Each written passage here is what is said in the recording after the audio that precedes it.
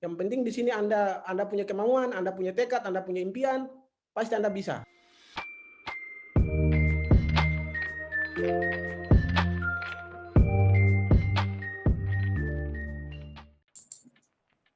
Ya. Selamat pagi sahabat literasi, salam sehat, salam semangat. Kembali kita bertemu di podcast literasi dan komunikasi. Literasi yang menceritakan tentang berbagai hal terkait pendidikan, edukasi, sekolah, beasiswa, dan hal-hal terkait yang membutuhkan informasi di dalam lingkup sekolah. Dan komunikasi terkait dengan hal-hal yang mendiskusikan berbagai isu, baik kebijakan dan hal-hal yang memang penting untuk dikomunikasikan, isu-isu terkini. Nah, kali ini sahabat literasi kita akan berdiskusi dengan sahabat saya ini jauh di ujung timur Indonesia. Kita akan sapa langsung beliau dengan Bung Ferry. Apa kabar Bung Ferry? Halo sahabat literasi, salam selamat pagi, salam sehat, sehat-sehat. Iya, terima kasih Bung Ferry. Kabar baik. Baik. Bung Ferry saat ini di mana posisinya? Posisinya sekarang di Kota Jayapura sebagai tenaga pendidik di kampus Universitas Cendrawasih. Tempatnya di program studi. Ya, program studi pemerintahan. Pemerintahan. Oke, wah jadi inilah pendidik yang akan mempersiapkan ya para ASN di Provinsi Papua. Terima kasih Bung Ferry bisa bergabung dengan kita. Sama-sama. Ya. Oke, Bung Ferry, beberapa waktu lalu saya dapat informasi nih bahwa Bung Ferry itu baru menyelesaikan studi doktor. Wah, seorang doktor ya, berasal dari tanah Papua itu kan harta kaya yang luar biasa. Boleh dong ceritakan Bung Ferry, Anda studi di mana, jurusan apa, dan mengapa ambil jurusan itu? Monggo. Ya terima kasih.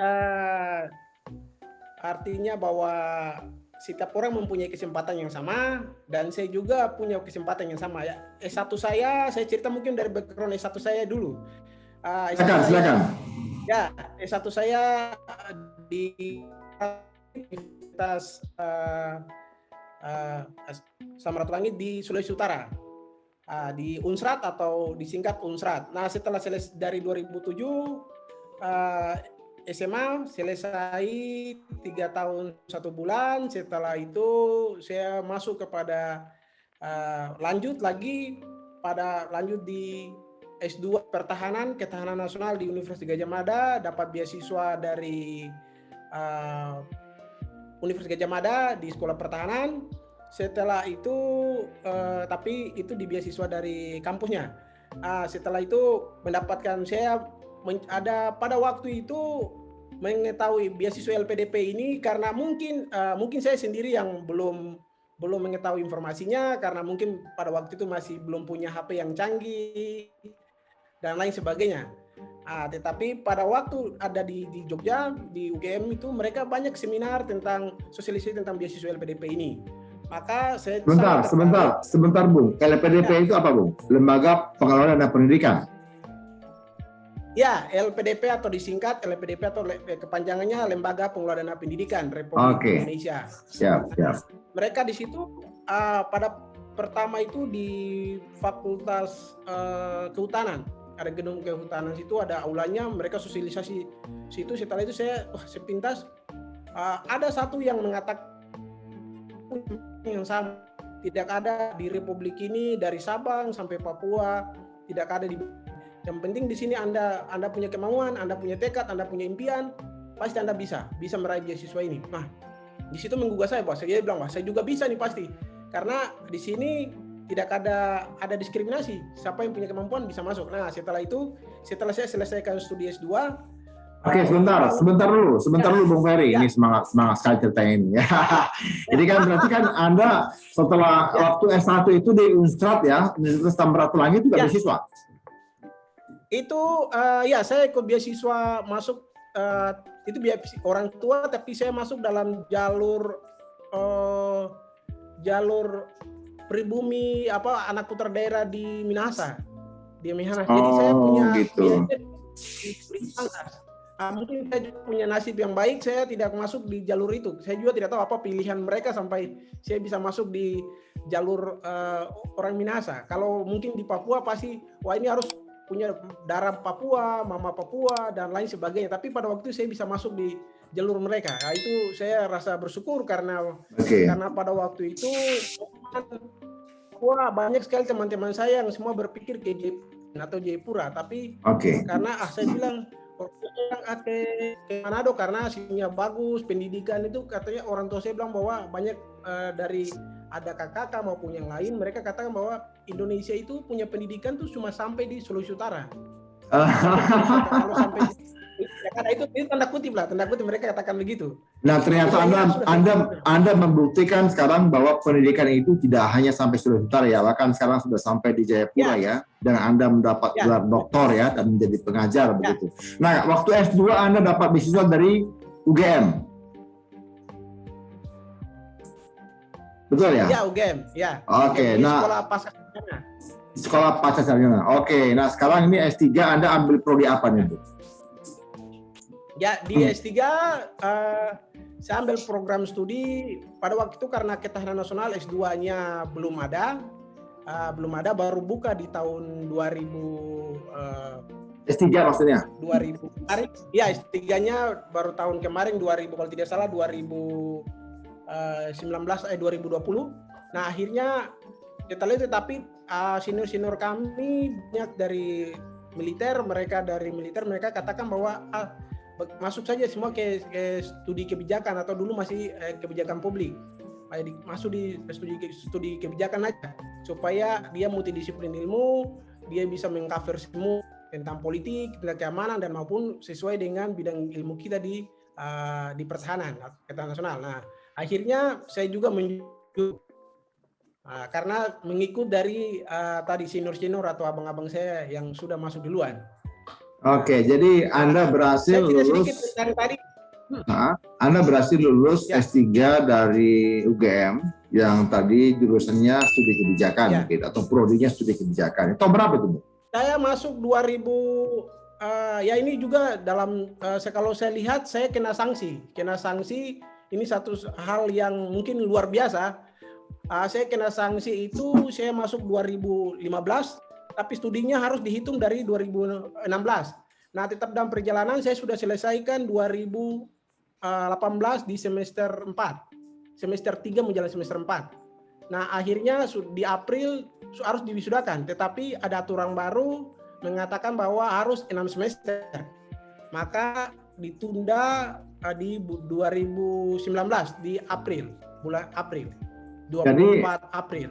Jadi Anda selesai itu studinya sebenarnya masuknya tahun berapa? 2015. Kalau aktif kan masuknya diganjil genap kali ya? Ganjil. Genap. Itu genap. Ya, genap. Sorry. Ya, genap. Ya, genap. Jadi kalau hitungannya mulainya dari tahun depan, jadi 2015. Kalau begitu hitungnya harus 2016. Oh, berarti di studinya kan 2016. Berarti Januari 2016 masuknya ya? Ya, masuknya mengajarnya 2016. Akhirnya 2016 masuk studi, lalu selesainya 2019 April. Iya, 2019 April. Berarti tapi kalau studinya tadi sudah selesai tentang disertasi dan lain sebagainya sudah selesai di 18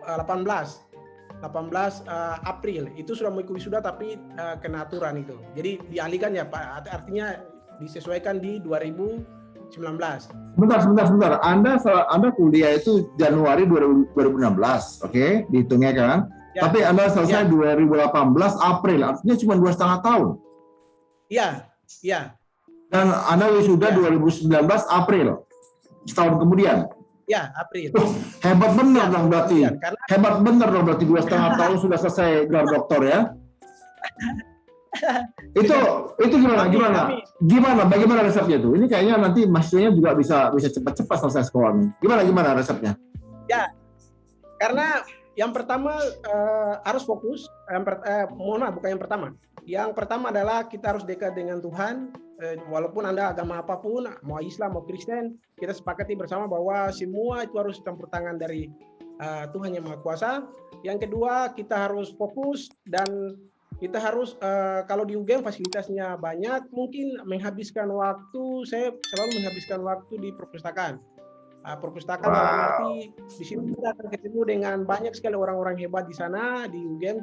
Itu saya bilang wah luar biasa, saya masih kurang. Mereka sangat banyak, kita banyak diskusi, mereka juga berbagai mindset atau metode yang baik untuk belajar, untuk menyelesaikan studinya. Nah, akhirnya juga saya belajar situ dari orang-orang yang ada di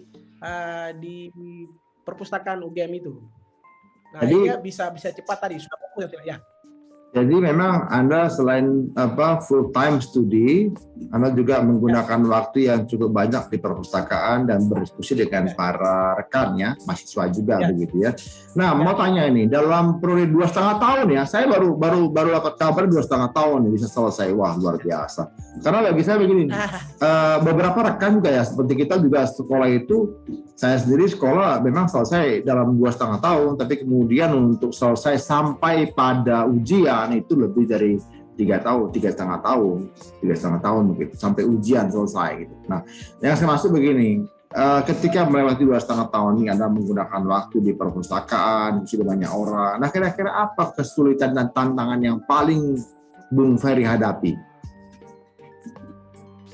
Monggo. Kesulitan yang paling saya hadapi adalah diri saya sendiri. Kesulitan yang menurut saya diri sendiri. Jadi Kenapa? saya melawan diri saya sendiri untuk mencapai hidup, untuk mencapai impian saya, untuk mencapai karir, itu saya pikir kembali pada diri sendiri. Karena saya menciptakan, saya dapatkan beasiswa, artinya saya melawan diri saya sendiri itu. Jadi harus saya berusaha, contoh ini nanti beasiswanya pakai waktu, ini saya harus berdiri sendiri, harus dan lain sebagainya. Itu tantangan berat itu ada di diri saya. Itu kalau mindset saya sendiri. Jadi aktivitas apapun, maupun saya kerja juga, saya pikir saya lakukan ini adalah melawan diri saya sendiri. Tantangannya. Jadi tantangan berat itu ada di diri saya. Jadi Anda berhasil mengalahkan diri sendiri ya untuk bisa studi dan akhirnya sukses begitu ya. Nah, waktu Bung Ferry studi S3 nih, sudah kerja sebelumnya? Sudah jadi dosen? Saya belum kerja. Saya lanjut terus dari S1, S2, dan S3 sampai selesai itu kerja. Tetapi puji Tuhan pas saya selesai penerimaan PNS 2018 karena saya kena aturan itu, di situ saya melawan diri saya itu, saya menjadi frustasi. Tapi setelah itu saya selalu dekat dengan selalu sembahyang di Kota Baru itu ada gereja Katolik. Saya memang dari Protestan, tetapi saya lihat gereja itu bukan antara mau agama lain dan lain sebagainya. Tapi saya karena selalu 21 kalau jam dibuka, setelah pagi saya selalu ke situ. Mungkin situ ada jalan yang ditentukan oleh Tuhan. Akhirnya coba saya tes saja. Nah, setelah saya tes dari Jogja. Setelah itu mereka bilang harus berkas-berkas dan lain sebagainya. Saya punya KTP juga ada bermasalah. Akhirnya saya coba disinkronisasikan karena pada waktu dulu mungkin orang tua saya masih manual, mereka pakai hal politik, mungkin penggelembungan data, dan lain sebagainya. Akhirnya mungkin itu terjadi. Nah, saya pergi ke advokasi data di Jogja, dibuat baik. Setelah saya tes, ada formasi dari tiga formasi itu semua gugur, saya tidak ada lawan dan saya sendiri masuk sebagai PNS. Keren. Mungkin sekali itu kampus Anda tuh melihat, wah ini manusia langka ini gitu, 2,5 tahun bisa selesai doktor gitu ya, wow luar biasa. Dan akhirnya apalagi kan Bung Ferry kan putra daerah begitu kan. Ini menarik ya sahabat literasi, kita lihat bahwa kehidupan yang ditempuh oleh Bung Ferry ini lika-likunya luar biasa. Beliau S1 harus ke Manado, Sulawesi Utara, Unstrap ya. Lalu S2 Itu dari pembiayaan beasiswa UGM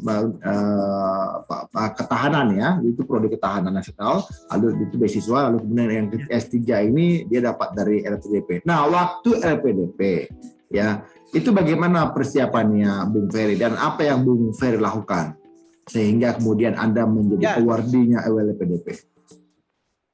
Ya, jadi awardee LPDP itu saya bersyukur saya orang pertama, gelombang pertama.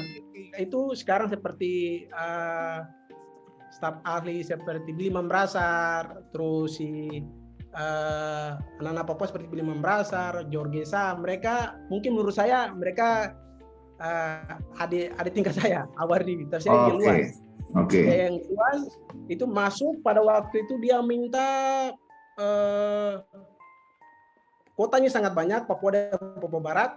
Akhirnya mau dan tidak mau, saya sudah selesai S2 pada 2014 itu di Januari saya pulang karena sudah mendapatkan seminar pada waktu di UGM. Saya langsung pulang, saya cari informasi ini karena mereka bilang harus pulang ke daerahmu. Nah, disitulah saya pertama kali ke Jayapura. Wah, saya bilang ini bagaimana? Saya tidak tahu karena saya kecil besar sampai SD, SMP, SMA udah di Sorong.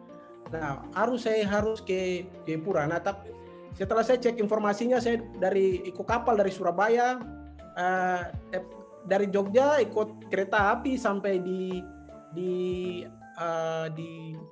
stasiun Gubeng. Itu pada waktu itu belum tertib, itu masih dalam tanda kutip kereta api hewan lah. Itu kita duduk kalau setengah mati betul. Sebelum Pak SBY dibuat administrasinya baik itu keretanya. Nah, sampai di situ saya ikut kapal ke Sorong.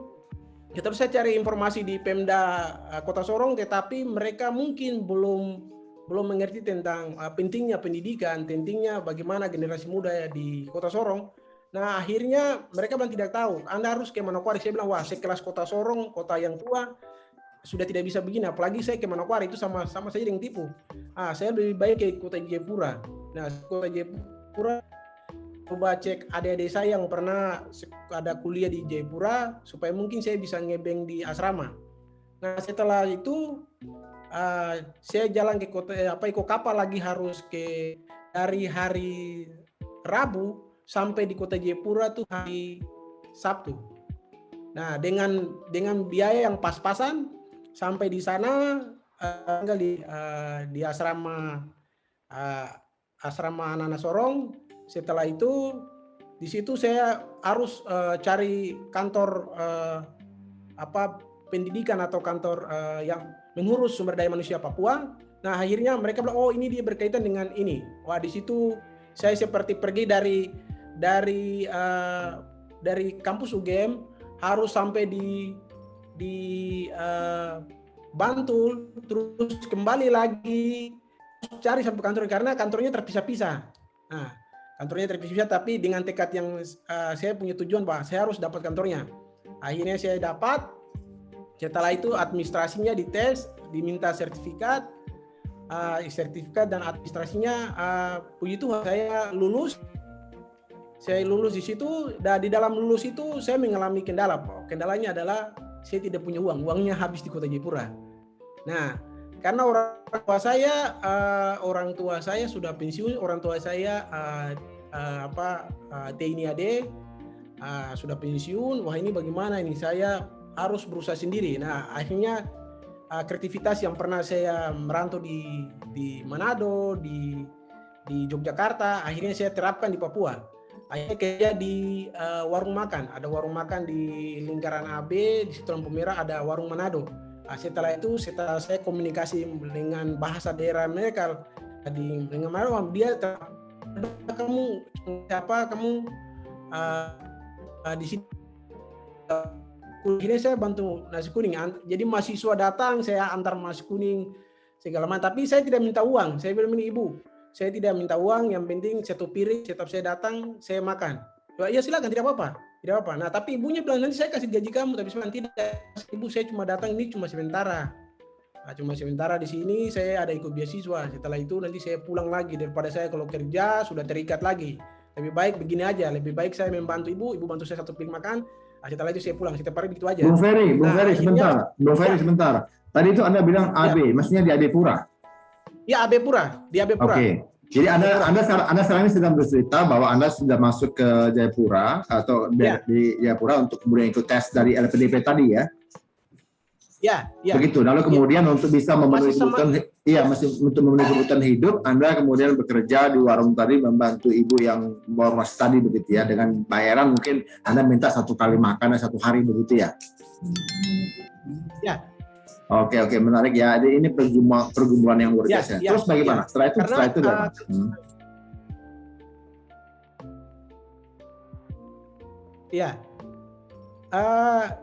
suara saya kedengaran? Ya, jelas ya. Semoga. Silakan. Oke, selanjut. Ya, jadi karena pada waktu itu LPDP masih mungkin di Papua masih manual, tapi memang sudah diterapkan itu, tetapi mungkin karena informasi untuk cara menginput dan lain sebagainya pada waktu itu masih manual. Jadi kita kumpul berkas semua, nanti mereka yang mengirim atau mereka yang mengupload pada waktu 2014. Itu pertama di Provinsi Papua dan Papua Barat. Nah, pertanyaan saya nih, Bung Ferry, kan Anda tadi kan cerita ini harus berangkat ke sana, naik kereta dari Jogja, lalu naik kapal, kemudian itu Anda sampai di Adipura, bekerja di situ, dan kemudian ke Jayapura untuk daftar LPDP. Nah, pertanyaan saya, bagaimana persiapan Anda untuk bisa kemudian LPDP, bisa Anda lolos dari LPDP? Persiapan saya itu yang pertama administrasi saya sudah siapkan dari jauh-jauh hari, seperti itu di scan di Jogja pada waktu itu, di scan jasanya dan lain sebagainya. Nah, tetapi ada yang satu administrasi yang saya di Kota Jayapura harus dipersiapkan itu adalah rekomendasi, karena dia minta rekomendasi dari RT atau kepala suku di situ. Nah, akhirnya sudah saya belajar gimana ini untuk dapat ini. Saya pakai ada RT satu karena poinnya ada RT, akhirnya saya pakai RT. Nah, administrasi itu saya sudah siapkan dan saya kumpul kepada pada waktu itu di Biro SD di kantor Kota Raja Dalam. Itu Anda, Bung Ferry, Anda persiapkan administrasi itu berapa lama sebelumnya, Bung Ferry? Setahun sebelumnya atau berapa lama sebelumnya? Itu kalau persiapan itu sudah, kalau ijazah mungkin sudah jauh-jauh hari. Kalau namanya menulis itu mungkin 1 minggu. Menulis proyeksi atau angan-angan itu, kemudian hari itu saya siapkan 1 minggu, dan itu bersamaan dengan rekomendasi dari RT atau RT. Untuk bahasa di Kota Jayapura ada standar bahasa kan? TOEFL begitu? Bahasa. Nah, itu kan masih dalam proses penerimaan itu dulu. Nah, setelah kita kasih masuk itu lulus administrasi. Setelah lulus administrasi kita kirim berkas, dikatakan ada sekitar 110 orang itu masuk, terus disaring lagi, lulus administrasi disaring lagi, ada wawancara, ada diskusi leadership. Nah, setelah wawancara itu lagi yang sudah lulus wawancara, yang lulus diskusi leadership, maka itu dikasih turun ada 70 orang. 70 orang yang dapat beasiswa tersebut. Dari 110 ya, dari 110 yang lulus administrasi ya. Pendaftaran sendiri ada berapa? Ada sampai ribuan waktu administrasi. Pendaftar S3 itu ada sedikit. Nah, ini cerita menarik juga. Pada waktu itu bukan tes beasiswa masuk formasi S3-nya. Saya masuk formasi S2-nya. Nah, formasi S2, tetapi di situ langsung ini kan saya sudah, karena pada waktu itu saya pakai S1 masuk formasi S2. Tidak, saya lanjut S3. Karena pada waktu itu saya pikir lebih baik saya S2 dulu. Saya mau ada program studi yang saya mau masuk kembali lagi di administrasi MAP. Nah, itu karena ini saya masuk dulu di situ dulu. baru nanti saya lanjut S3-nya. Meskipun sebenarnya Bung Ferry sudah S2. Ya, sudah pengen S2. Okay. Sudah pengen S2, tetapi setelah itu saya pikir-pikir juga KPI sudah kasih masuk itu. Nah, setelah itu ada alumni juga yang ada di LPDP. Nah, terus juga dia juga sama-sama juga tinggal di Pogung, dia cerita sama saya, dia bilang, tidak usah nanti kamu kuliah bikin waktu habis saja, ulang lagi 1 kali aja supaya waktumu habis di situ. Nah, akhirnya sudah, nanti kita perjuangkan dirimu. Kalau sudah tembus nanti dipindahkan. Oke, sudah. Karena sudah terlanjur, sudah nanti saya coba usahakan itu. Nah, setelah itu di administrasinya saya sudah laporkan, mereka bilang ya nanti kami dipindahkan kamu ke S3-nya. Nah, setelah diskusi leadership sama wawancara, ditanya lagi mau ke dalam negeri, ke luar negeri. Nah, tapi saya tetap bilang di UGM. Di UGM itu ada Dr. Hasan sama Dr. Umi, itu mereka di situ mereka pas diskusi mereka bilang kalau kamu masuk di UI kami siap untuk fasilitasi Anda. Tapi saya bilang saya mau ke Jogja saya karena saya tahu situasinya dan lain sebagainya. Padahal mereka sudah kasih tiket untuk saya untuk masuk di UI. Bung Ferry, sebentar. Bung Ferry, iya, ya, menarik ya. Berarti Anda ini banyak sekali pilihannya, banyak sekali yang orang yang tersentuh oleh kesempatan yang Anda miliki begitu, atau ada peluang-peluang yang Anda miliki. Nah, saya mau nanya, kan ditawari ke luar negeri nih, itu bagaimana? Boleh tahu dong nilai TOEFL-nya Pak Ferry ini sewaktu daftar masuk nggak? Apakah Anda masukkan sertifikat TOEFL-nya?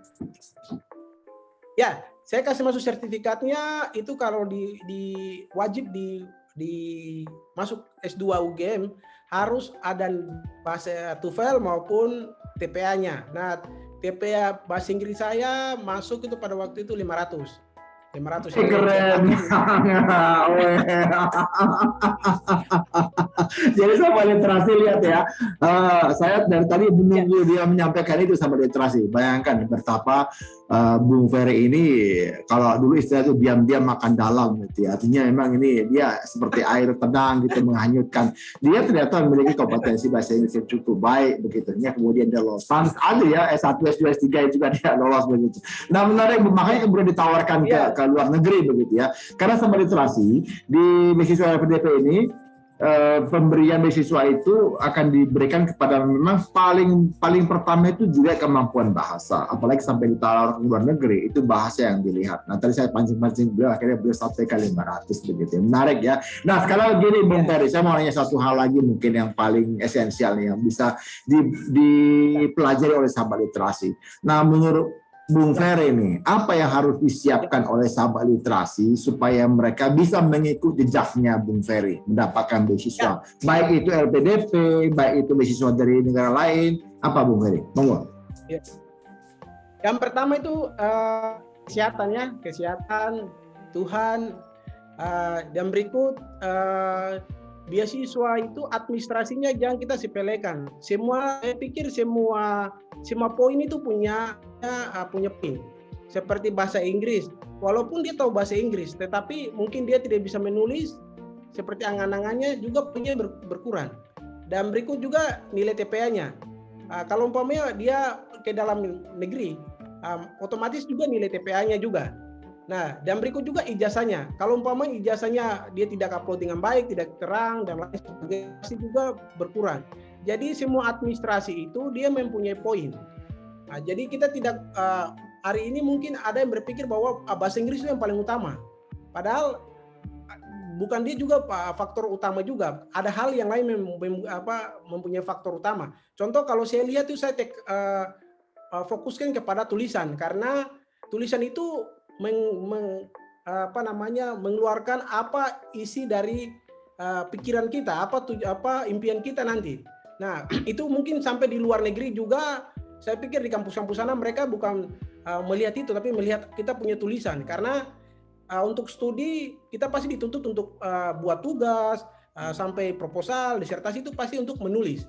Nah, jadi semua poin administrasi di LPDP itu mempunyai kekuatan yang sama mempengaruhi untuk kita lulus. Nah, tapi banyak yang saya lihat tuh mereka fokus kepada bahasa Inggris. Ada yang bahasa Inggrisnya bagus, tetapi dia tidak bisa tembus. Mungkin dia mengulang tentang apa yang kamu tulis itu, diceritakan pada waktu wawancara, dia tidak bisa tembus. Nah, itu yang tadi saya bilang, semua poin itu dia punya nilai. Jadi semua syarat-syarat yang ditetapkan itu punya bobot yang sama yang harus diperhatikan ya, Bung Ferry ya. Oke, terima kasih Bung Ferry. Sahabat literasi, kita sudah dengar tadi apa yang disampaikan Bung Ferry. Singkat karena memang kita mau coba ambil hal-hal yang memang bisa memantik semangat teman-teman.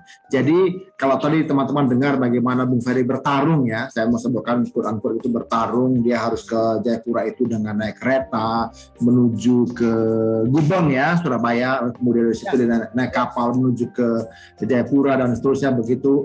Dan ini bukan hal yang mudah, apalagi dia tadi bilang waktu dia naik kereta itu juga mungkin banyak hewan-hewan juga, itu kereta angkutan hewan begitu ya. Jadi tapi dia tetap menunjukkan hatinya untuk bisa berangkat. Ini satu hal yang kita harus pelajari, sahabat literasi. Jadi sahabat literasi yang punya keinginan tinggi untuk sekolah tinggi, bahkan gratis beasiswa dari pemerintah, ya bukan hanya Indonesia tapi juga pemerintah dari mungkin lembaga-lembaga pemberi beasiswa lain. Yang paling penting ingat bahwa jangan putus asa, persiapkan dirimu dengan baik dan ingat semua persyaratan yang ditetapkan itu sama bobotnya. Begitu ya Bung Ferry ya. Ya, oke. Jadi kami sahabat literasi kita menyampaikan terima kasih kepada Bung Ferry yang sudah memberikan perspektif beliau, perjuangan beliau. Terima kasih. Kami berharap ini menjadi satu hal yang diingat oleh sahabat literasi untuk bisa bermimpi dan mewujudkan mimpi.